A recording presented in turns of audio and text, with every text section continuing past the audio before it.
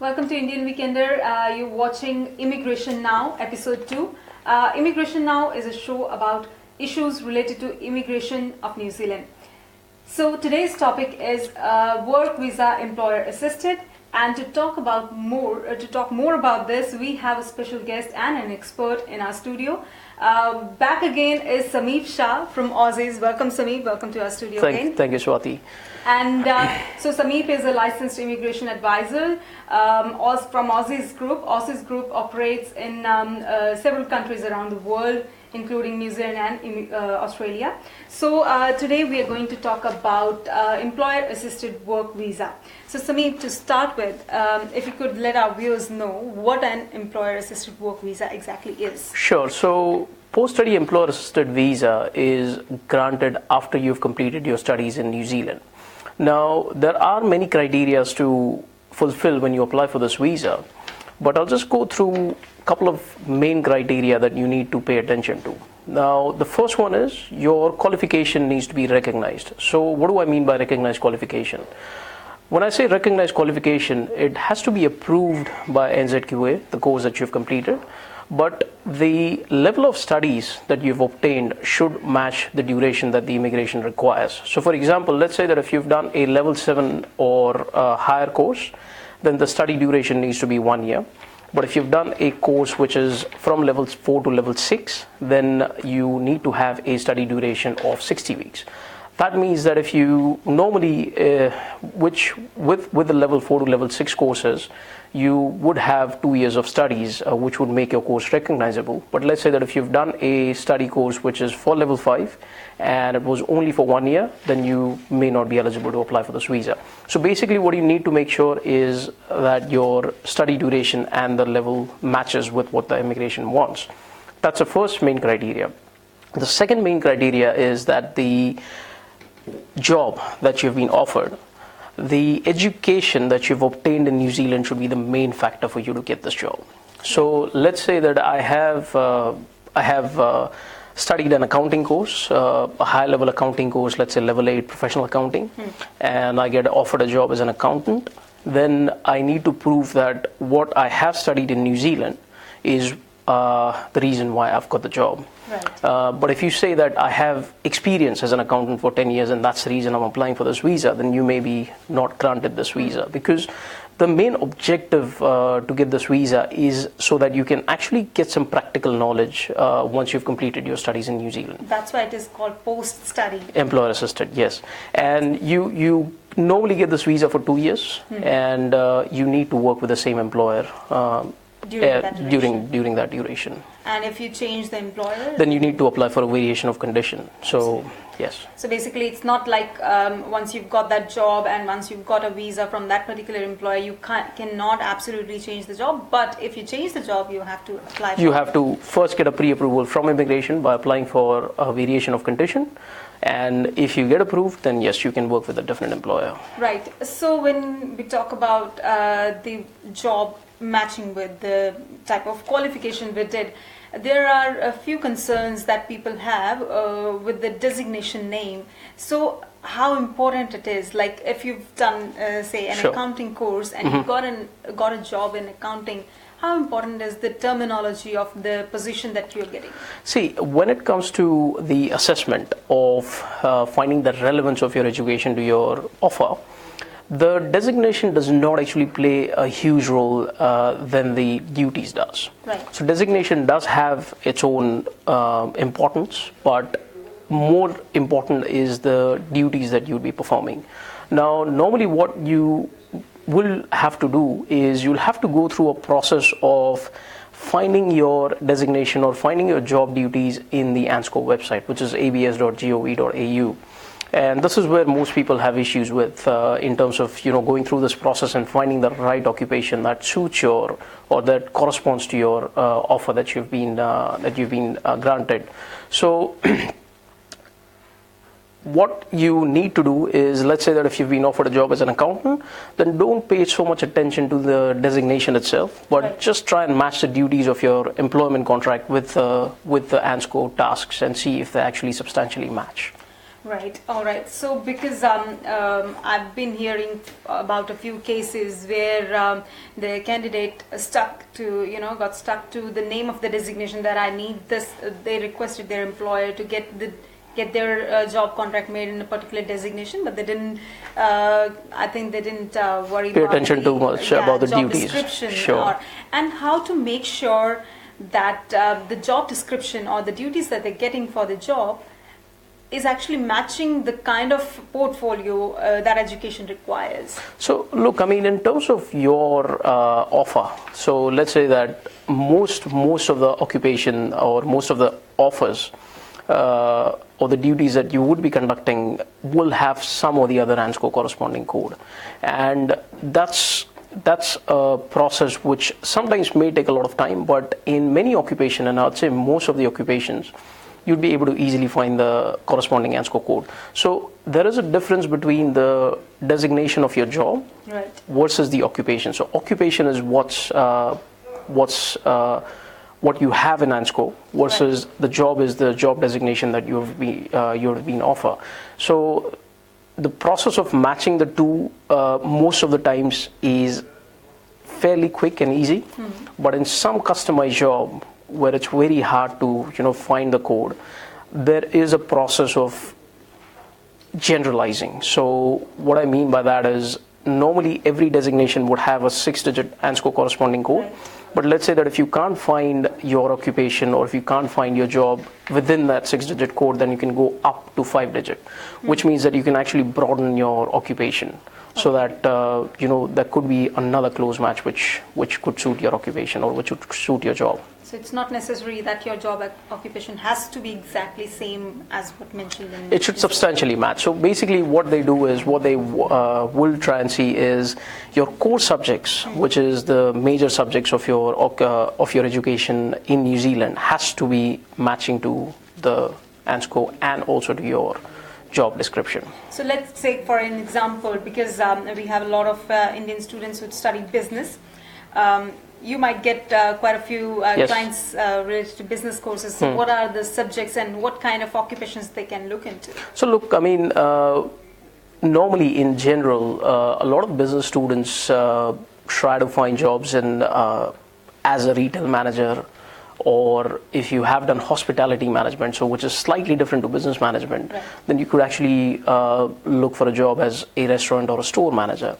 But it really depends on the level of course. So let's say that if I've done a level 5 or level 6 business management course, then I'm best to look for a supervision role, which is slightly below the top management positions. But if I've done a level 7 or beyond business management course, then I can look for the management position which is at the top hierarchy. So it really depends on which level of business management course you've done. All right. So I would just request our viewers, if they have any questions, they can send us in the comments below. We would request Samip to answer your questions live during this show. But in the meanwhile, I've got some questions that our readers have sent from our Facebook page and our email address. So the first question I have is from Amandeep Kaur. She's asked, I just want to ask, can anyone apply for employer-assisted visa after 1 year of essential skilled work visa? Okay, so Amandeep, because you already have, or I'm assuming that you are asking this question for yourself, but if you are on essential skills, then you may not be eligible to apply for a post-study employer-assisted, only because you can apply for this visa while you're on a post-study job search visa, or you are on your student visa, which expired within the last 3 months. So if you're on essential, then the only way for you to get back to essential is to do a course which is higher than the course that you've done previously, and then reapply for the essentials. For the post-study employer-assisted. All right. So just summing that up, post-study employer-assisted work visa can only be applied after finishing the study or after you get the open visa. Open visa. So there are two. Yes. So once, if you're on a student visa and if it's expired and if you're still within that 3-month period, in most cases you can apply for a post-study employer-assisted directly, or you can get on a post-study job search and then apply for this visa. So the answer for your question is no, unfortunately, Aman. You might have to go back for studies to apply for post-study employer-assisted visa. But moving on to another question sent by Arun. Is there any option to get immigration decision to be standardized, because each officer are taking their own decision and students are struggling a lot, because we are Indian students coming here to study for 1 year, and after getting the job search visa we need at least 1 to 2 months to find a job. After getting the job we need to work at least 6 months to prove the performance to the employer to get the visa support. Again, immigration will take another 3-4 months and will decline the visa, which is not fair. Can we do anything about these situations? Look, I understand. I mean, we also had to deal with a lot of cases where employer was not ready to or willing to wait for a long time. The best you can do in this case is to not wait for your job search visa to get over, because what a lot of people do is they want to get the maximum out of their job search visa. So because it is only valid for 12 months, what they try and do is they try and leave it till the end and then apply for a post-study employer assisted visa. What I would recommend is sometimes that visa could take longer for it to process, and because it takes a lot of assessment in terms of finding the relation to your studies and your job, it's best not to wait out if you have already got the opportunity, so that even if you lose a 6 months or 2 months period or whatever you have left over for your job search visa, you're still gaining a lot by getting a post-study employer assisted. So always keep some buffer, even if you're losing time on a job search. Absolutely, absolutely. So I've got a question from Pankaj, but I don't understand the question, so I would request Pankaj to please clarify how does WTR work? I don't know what it is. WTR, do you have any idea? No. So it could be I believe you could be quoting a work instructions from the operational manual of Immigration New Zealand. If you could just specify the actual name, if it is a work instruction, then I can probably elaborate on that. And one more question that we've got in comments is the most asked questions of the immigrants who are already here. What's going on with the parent visa? Yeah, look, I mean, I wish, I mean, I know that there are a lot of applicants and children who want to call their parents. At the moment, we don't actually have any ETA in terms of when it's getting reopened, but we hope that it gets reopened as soon as possible. Absolutely, everybody does. So meanwhile, if you have any more questions, please do let us know in the comments below. Moving on to another question by Surinda. She says that she completed her 2-year MBA Finance Level 9 from Auckland Institute of Studies, Auckland, and is working in an accounting firm as an assistant accountant from last 1.5 years. Am I eligible to get my post-study employer-assisted visa from same firm at position of assistant accountant? And how much pay rate do I need to have? I have confusion because few people told me that your study is not related to your job. Can you please advise? Sure. So from your question, it seems that your MBA is obviously it's related to the finance subjects, and given that you've done MBA Finance, your course subjects would be finance related and not accounting related. Having said that, I still need to look at the subjects and see whether they are correlating to the duties that you are performing. Given that you have done MBA, and has she assessed her degree here in New Zealand? No. I think if you've not assessed your degree... No, she said that she's completed this degree from AS. Auckland. From Auckland, isn't it? So look, if it's level 8 or beyond, and if you're working in a position which has assistant as a title, then you probably could be termed as overqualified to do this job. Even if it's related, you could be termed as overqualified to do this job. So I still need to have a look into the case, but by the looks of the question, you may not be eligible. Yeah, so Surinder, if you're watching, you can contact Samip after the video and find out more about your personal case. He would be able to advise you better that way.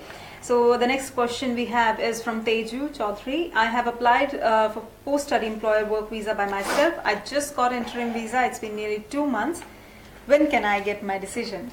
I really can't say until I look into your case, but I think it should not take very long. I mean, the best thing you can do is you can ring the immigration and not just ask for a status update, but ask to see whether you can, provide any more documents to further this process, or whether there is anything that you need to provide in terms of fast tracking it. So the processing time could vary, and it's really situational based. If you want us to look into it, then I first have to represent you so that I can then ring immigration on your behalf and find out what exactly is going on. Maybe next time we can have an immigration officer there as well sitting here with us. So next question we have is from Priyanka. I have applied for my post-study work visa on 19 February and still haven't, I think it's the similar question, and still haven't heard from Immigration New Zealand.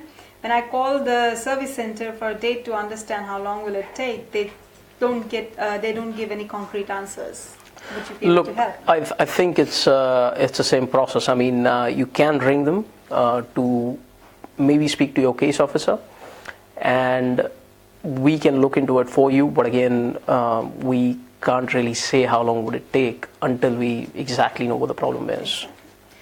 All right. So the next question is a very long question. It's from Gurpreet Singh. He's got some questions about dairy farming related work visas. Okay. So the first question is, if assistant manager is listed in ANSCO level 1, then why some of my friends got 1 year work visa, even if they had 2.5 year work experience plus $22 hourly pay rate? Okay. Second question is, if employer required full New Zealand driving license on the contract, then why immigration asked for New Zealand and Indian licenses and have to verify Indian license first, otherwise visa will be rejected? Okay. So to answer your first question, if your job offer says that let's say your friends are working as assistant manager, we really have to try and see what is it corresponding to in the ANSCO. So let's say that if the assistant manager is really corresponding to a retail supervisor, for example, then that's classified as a skill level 4 job. Now, for a skill level 4 job, I think we covered this in the last episode. So for essential skills, if you are doing a skill level 4 or a skill level 5 job, then you have to be paid above $36.45 or $36.44 to be classified as a mid-skilled or a high-skilled. But because you're getting paid less than that, and if the classification was termed as a retail supervisor, then there are chances that the occupation was termed under the lower skill band. Hence, your friend got 1 year visa. That's the generalization that I'm making from the situation. In terms of asking for Indian driver's license, even though you have a New Zealand driver's license, it really depends on your case officer. So a lot of the documents, once you submit your application, are discretionary based, which means that you could be requested to ask, you could be requested to supply that document, and if you have been, then you have to, there's no other option. So it's really no standard process. It really depends on who your case officer is, yes. And one more question he had. I'm working as assistant manager and getting $25 hourly plus 5 years full-time experience. So would I be eligible for residency, or do I need a manager visa first? Now again, we have to go back and see what duties are you conducting versus what qualifications or what past experience you've had exactly in terms of matching the duties with the offer that you've got. Assistant manager, I believe, will in most cases be termed as a retail supervisor or a supervision role, and if it turns out to be a skill level 4, then you may need to get the promotion before you could apply for the skilled migrant. Right. So I've got another question here in the comments. I am on my employer, it's from Gurmita Singh Sandhu. I'm on my employer assistant visa, which is expiring on 25th of May. But unfortunately, my employer had sold his business 2 months ago, and now I am looking for another to change my visa. So is there any worry about it? So if it's expiring on the 25th of May, then there's no point doing a VOC, because even if you get the variation of condition approved, your duration on the visa would not change. It's best if your employer supports you for essential, then you can look into applying for the essential skills visa in this situation. Right. I hope you got your answer here, and we're getting quite a few questions here as well. Amandeep Kaur says, if I'm working in franchisee as a manager and earning $26 per hour, am I eligible to apply for permanent residency? Look, you may be able to. It really there's a misconception that you can't really apply for skilled migrant category because it's a franchisee model. It's really not that. What sometimes happens is if you're working in a big franchisees like let's say McDonald's or many other big giants, many duties that a restaurant manager, for example, needs to conduct, for example, let's say menu planning, cannot technically be done in the position that you've been offered. So let's say that if you've been offered a job as a restaurant manager in McDonald's or Pizza Hut, for example, then you can't really plan menus because they're all pre-planned and a manager does not actually have any role. Now, for a restaurant manager, that could be one of the core duties that people expect to perform, and because they can't perform that duty, they may get rejected. So it's not really whether you can apply or you cannot apply because it's a franchisee model. It really comes down to the duties that you are currently doing at your work and whether they're related to the ANSCO occupation and whether they substantially matched your ANSCO occupation. And you have to be suitably qualified as long as it comes to skilled migrant category. So suitably qualified means, are you experienced enough or do you have formal qualification? Right. All right. So I hope you got your answer there. We have a question from Sagar Dani who emailed as well and is watching live as well.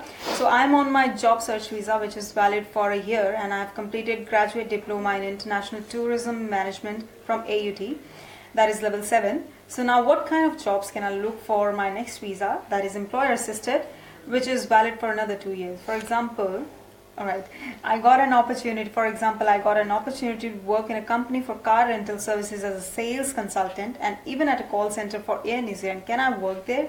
Because on ANSCO, I found that you should be travel consultant for your next visa. Again, it really comes down to whether your core subjects were travel management subjects, for example. And if they were travel management subjects, then you really need a position in which you can actually utilize your education. So if you think that as a sales consultant, you can utilize the core subjects of your studies, that is, you can directly apply the theoretical knowledge that you had obtained by studying that course, and whether you can prove that, then you could give it a try. But if it's related to tourism management, then there is a chance that a low skill level job may not help. Right. So Sagar, there you got your answer, but you still have 1 year. But as Samip said, do not wait till the last moment. You have got some time to look for the right job, and if you need more advice and personalized advice, you can always contact Samip. We have another question from Padmasini Sugumar. On the immigration website, I think there's a similar question. They state that it takes 25 days to get a partnership work visa. I know a friend who has been waiting for more than 3 months and still no response from immigration. Do you know why it takes this long? Look, partnership visa sometimes can be very tricky, and the main reason is because you really have to prove that you are in a genuine and stable relationship. And even if you prove that, there are many other evidence that goes along to prove that factor. And with the partnership visa, we always say the more evidence you can show, the better it is. And when you really have to show the evidence, don't show evidence just from one category. So don't show evidence, don't overload your evidence documents by showing, providing 100 photographs of, from your marriage ceremony to, different events that you had attended together. But show proofs from different areas, such as you're sharing your financial assets and liabilities, you're sharing your utility bills, and you've been living together, and things like that. So the more proof from different categories that you can show, the better it is for the immigration officer to assess your partnership. And this is where sometimes it could take a longer time, because it could be they may have supplied less paperwork, so that it could be hard to assess the partnership.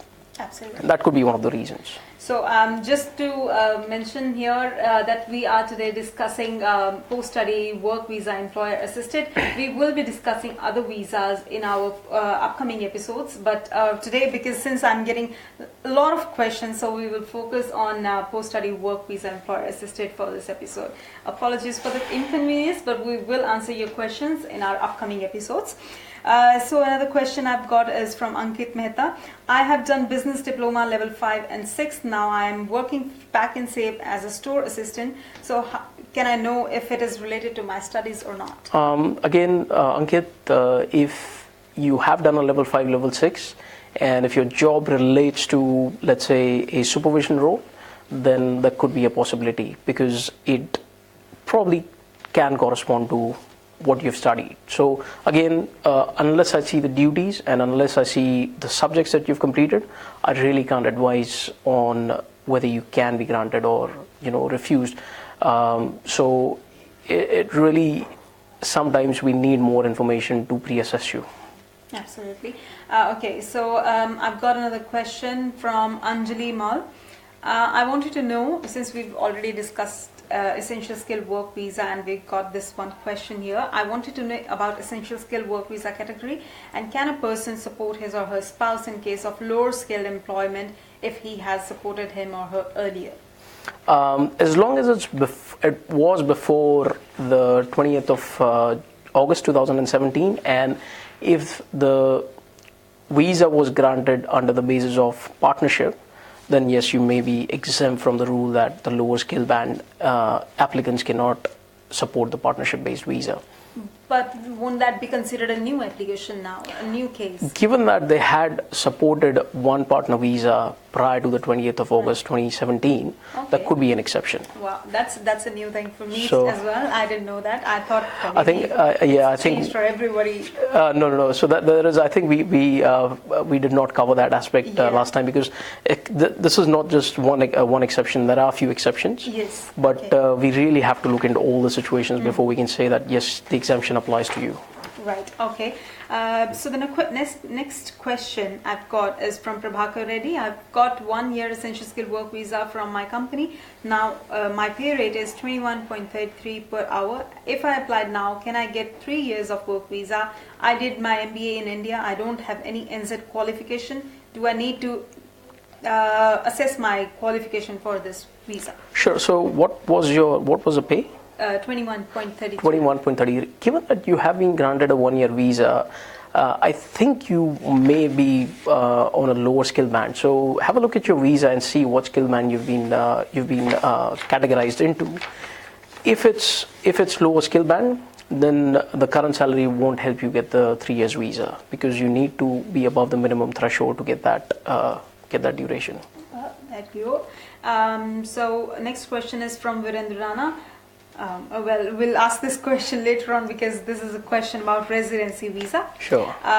Vishnu Pradeep says, I'm working in Teagle as a process worker in Cookside production. I've completed operations and productions management from ARA Institute of Canterbury. If my company is willing to support my visa, will the immigration accept it or not? Again, let us look into your subjects that you completed.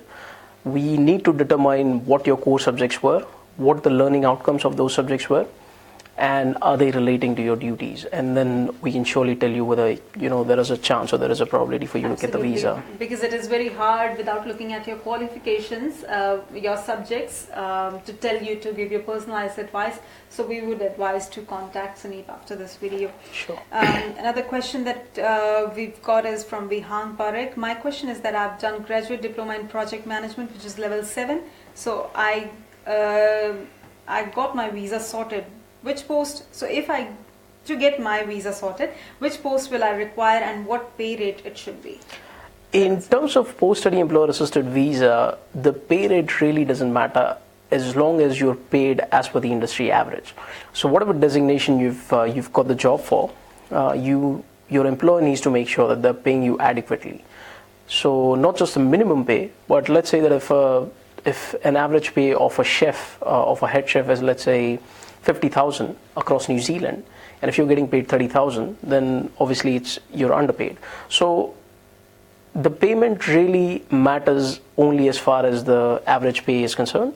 In terms of what position can you apply for, it really depends on the duty. So I think where most people are confused with is a lot of potential applicants are actually fixating their job with the actual position or the title. Yeah. What you have to make sure is you have to be doing the duties that you're performing needs to match to your subjects, regardless of your position, because your position could be customized. I mean, I could be called a consultant, and then I really need to see what I'm doing as a consultant to find the corresponding ANSCO code. So to find the corresponding ANSCO code, the position is only a start, but once you try and match the name of the positions, you really need to look into the duties to see if they're matching or not. Absolutely, that's a big myth that you've shattered here today, because I'm sure even when I was in that point of my life where I was looking to apply for visas, we cared about was the position, the title of the job, and not the duties. So you really need to look into the duties that you're doing in your job rather than title. It can be slightly varying from the title mentioned. The title, on yes, the ANSCO. Exactly. So moving on to next question is from Maninder Singh. He says, my wife did level 7 accountancy course and she's on job search visa, and I am on partnership visa. Our visa will expire in the end of July, but she hasn't got an accounting job yet. Mm-hmm. And I did my level 3 welding course meanwhile, and I got a welding job, and my employer is happy to support my visa. So my query is that will my wife get work visa if I got my visa sorted? I think it's a very good question. Given that you have been offered a job as a welder, I think if it gets classified under skill level 4, which is ANSCO skill level 4, your wife may not qualify under the partnership category, because even though you did have a visa under partnership, it was actually you. So your wife was acting as a principal applicant. Yeah. And now the situation will change, meaning that you will be acting as a principal applicant and your wife will need to apply for a partnership-based visa.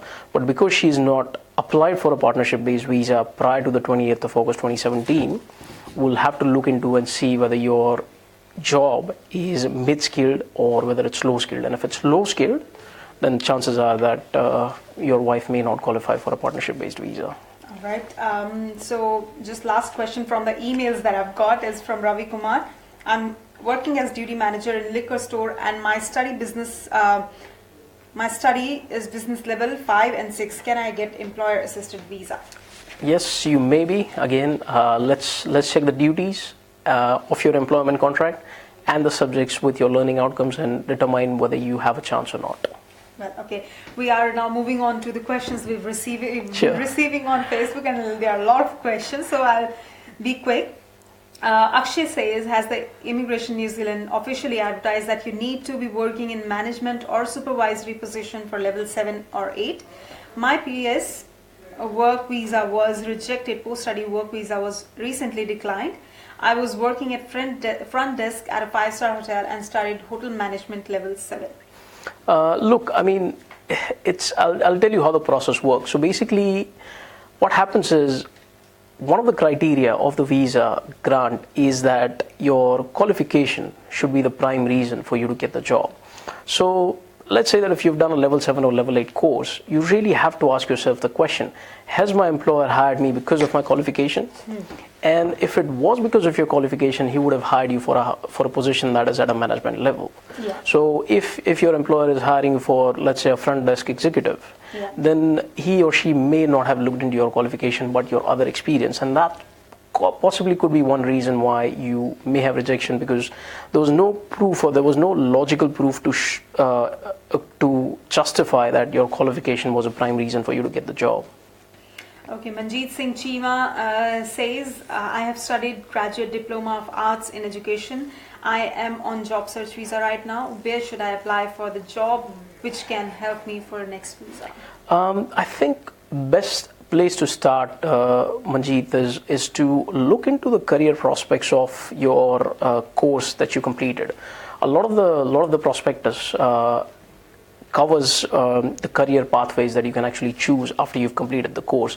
So for some courses which are really hard to determine in terms of where you should be going and looking for a job, a lot of these career prospectors do have career pathways and also the designation that you're qualified for after completing this course. So that could be a good start. Right. All right. I hope you got your answer there. We've got a couple of questions about residency from Amandeep and Ramzi. We will discuss the residency visa later in our upcoming episode. So I'm sorry, I won't be able to take those questions here right now. Right. I've got another question about WTR. I don't understand what it is. What is the minimum salary of WTR? And once you got on WTR visa? Look, I think if it's work to residency, then there are many other criteria, but we'll take this as a new topic because I really don't want to provide you advice that is not complete, and then it may only confuse you further. So let's cover that in a different topic in which I'll cover all the aspects of work to residency. All right. Next question is from Kumar Gulshan. Is it possible to apply essential skill work visa from mobile fuel station if someone has studied? Sorry, I missed that. If someone has studied course other than businesses like graduate diploma in accounting, is it possible to apply essential skill work visa from mobile fuel station? Sure. So look. Are you suitably qualified to do the job? So you could be overqualified in terms of your education, but you have past work experience, enough past work experience to prove that you are ready to take on this job. That's one point. Second point is you really have to look into the skill level of the job that you've been offered. If it's a skill level 4 or 5, then you will have to obtain a skills match report from Work and Income before you could do anything, apart from posting an ad that gets done through your employer. Right. Okay, the next question we have is from Harmanjeet. I have done a diploma in mechanical engineering from India and have done business level 7 from New Zealand. Now I'm on job search visa and I had a job as a machine operator. Can it be of any benefit for my work visa and residency? Well, a machine operator again would be a skill level 4 job. So your employer will have to go through a lot of process in terms of hiring you. It may become risky, given that you have a technical qualification and you've also got a management level qualification after you've completed your diploma. I think you're best to look for a job that combines your technical knowledge and managerial education. So some sort of management position and not just a machine operator, because you may be termed as overqualified to do the job. Right. Okay. There's one question that I can answer. I have completed my points and I still got 3 months visa left. Can I apply for residency? I don't think so, because residency takes about 6 months. It takes about 6 months, and it also depends on what visa you're on. So you really want to have your current visa status sorted and then think about residency. You need some time here, unless you're willing to go back. But again, your employer has to support you while you're offshore and not let you go. It's a very complicated process. Yeah, it is a complicated situation for you and your employer. So absolutely. Okay, so next question is from Ramandeep. My wife is doing level 7 in supply chain management and shipping chain management from MIT and have 5 years experience from India in import and export and logistic company. What is the scope in this field after completing the study? Best is you look for the job in the same area so that you can try and apply for, your wife can try and apply for post-study employer assisted. But if it's not exactly or substantially matching with the education, then she can also look for an essential. Given the dynamics of the job that she's been offered, the decision can be made after that. Right. Lovepreet Singh is asking, are there any chances of any new rules coming up this year? I have no idea, and I wish I knew, but on that note, our editor Sandeep Singh will be talking to Immigration Minister soon, so we will definitely ask this question to the Immigration Minister if any new rules are coming up. So stay tuned to Indian Weekender. Meanwhile, the next question is from Karthik Subramaniam. I'm currently living with my wife in New Zealand. I was granted a visitor visa to join my wife after our marriage. After coming here, I've applied for a partnership-based work visa. My wife is a New Zealand citizen. It's more than 2 months and still a case officer has not been allocated. I tried calling Immigration New Zealand, but they are not being able to give me a time frame for allocation of immigration case officers. Can you help? Sure. So look, in terms of processing times, it could vary for partnership-based visa depending on what evidence you've given. And my personal recommendation or advice is to stay together for at least 6 months before you want to apply for a partnership-based work visa, only because there is a clause in immigration which says that you have to be living together. Now, how long you have to be living together has not been specified, except for the residency part, residency-based partnership visa categories. But a general rule of thumb to make your application a bit more stronger is to make sure that you've been living together for at least 6 months. Right. So Harpreet Singh has a question about work visa. I have applied for my residency long ago from a bottle store as a manager, and my visa was expiring, so I got 1 year employer assisted while my residency is still on hold. So my question is, when my current visa will expire, will I get a visa till my residency decision is made, or should I apply for employer assisted visa? Look, if you're waiting for your current residency decision, then there is no interim visa, so you will have no visa status on until you get your residency. No, so can't he apply for any other visa during that time until the decision is made? I mean, you really want to be very careful in for which visa you can actually apply for. You can apply, you can look into applying for an essential, but again, you have to make sure that the reason why you're applying for has the correct bona fide, which means that your intention to apply for that particular visa should align with your intention of staying in New Zealand. So if your intention is to become a resident here, and you've already shown it to the immigration by applying for the residency, I would be very careful before I apply for a new visa, because then my intention has already been shown to the immigration that I want to come here and settle. So what do they do during that time? Do they just stay on interim visa? It's, again, as I said, it's the reason why it becomes complicated is because if you can't be given a visa while you're awaiting your decision on the residency, sometimes, and most of the times, you have no options but to go to the country of your citizenship, and your employer really has to support you and make sure that he or she offers you the job once you get granted the residency. So he is currently on employer assisted work visa and he wants to just renew that. Employer assisted work visa cannot be renewed unless you do a second study which is higher than the previous study. Oh, right. So essential can be renewed, and you can look into applying for essential, but really it really depends on the case. But when it comes to employer assisted, you can only apply once after you've completed the studies. And let's say that I wanted to get this visa again, then I have to make sure that my second study is higher than the previous. So let's say that I got a post-study employer assistant on level 7, then this time I have to do a level 8. And also when I do this level 8 course, my job has to match to the last study. Wow, okay. So that's a long process. I wasn't aware that this post-study work visa cannot be renewed.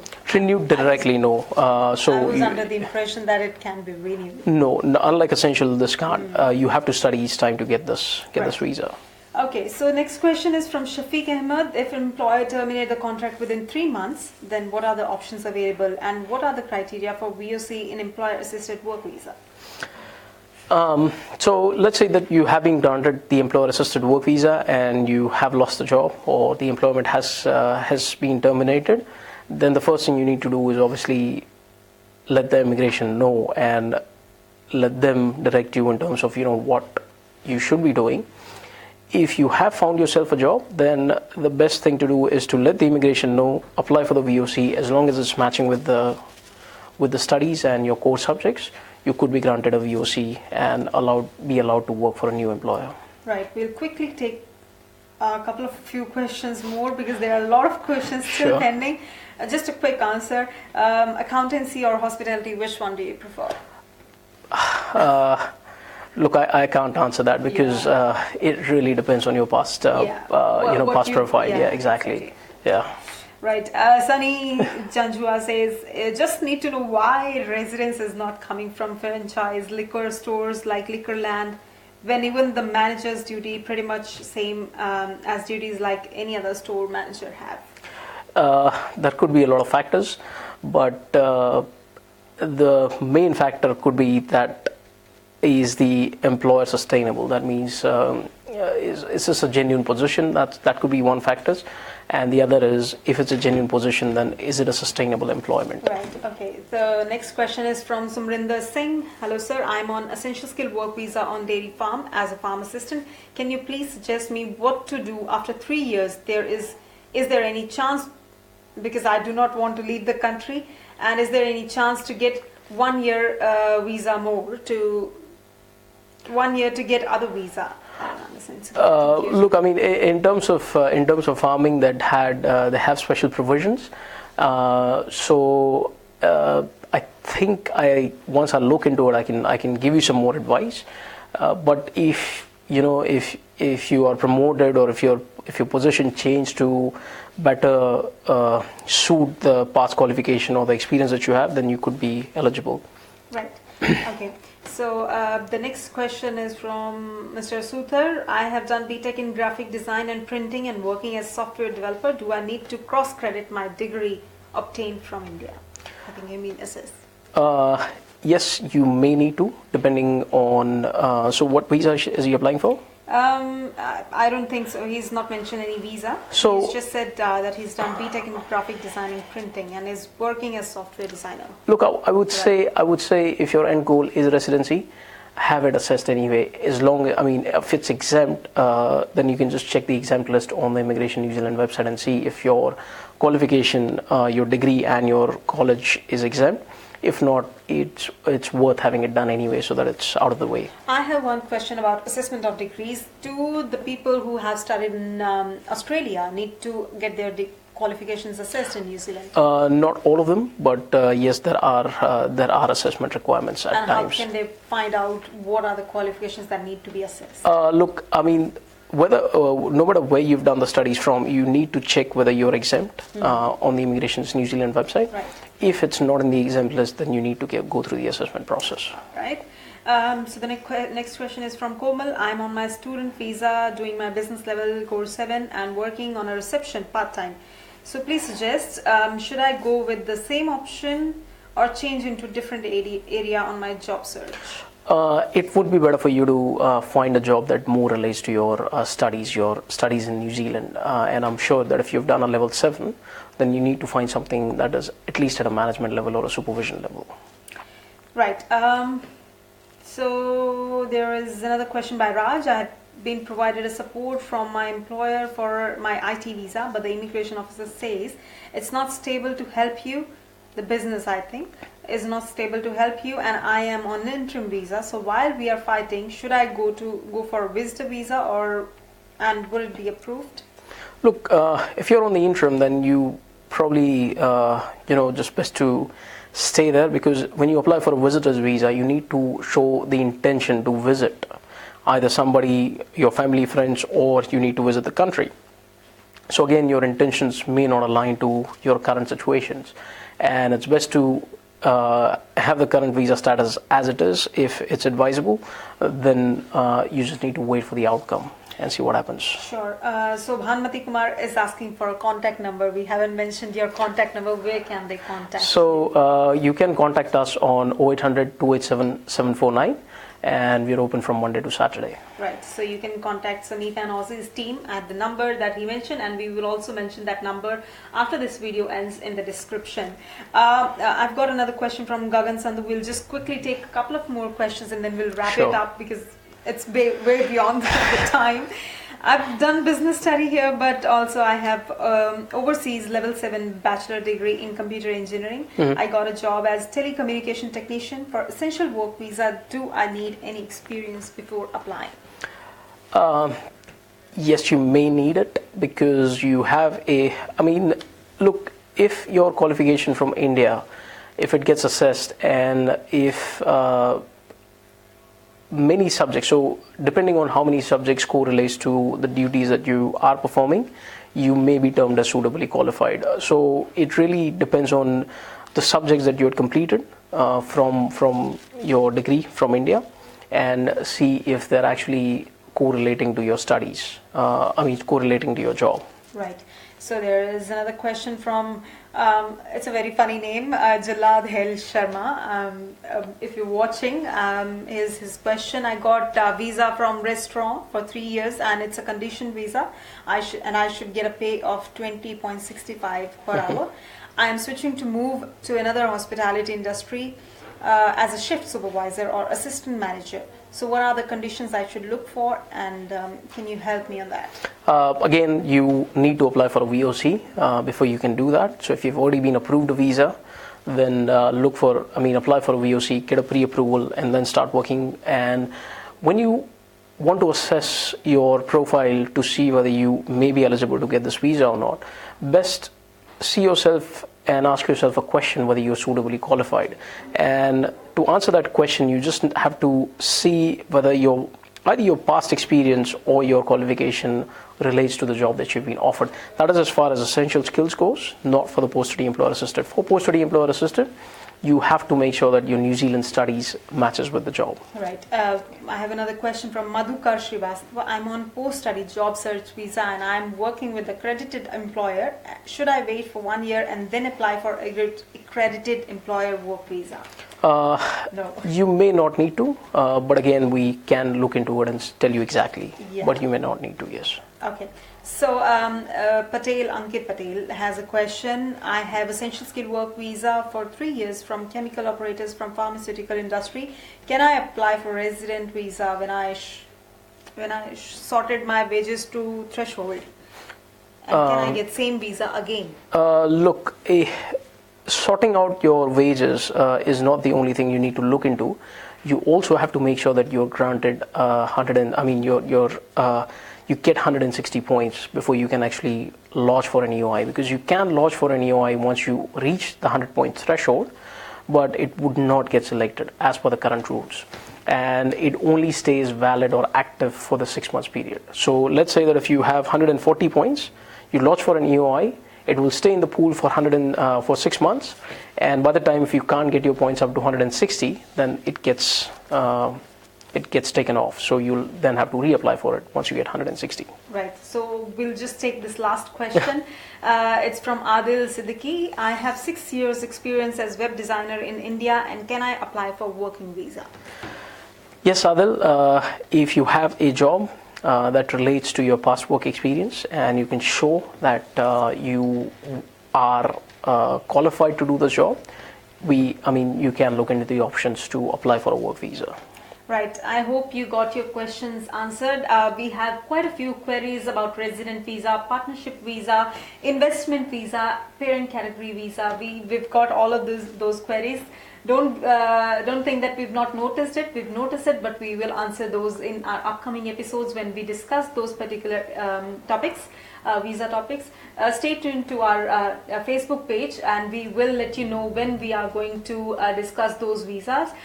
So thank you so much, Samip. It was a very wonderful session today, I think. We equally enjoyed it. And just before we sign off, once again, I would like to put a disclaimer through.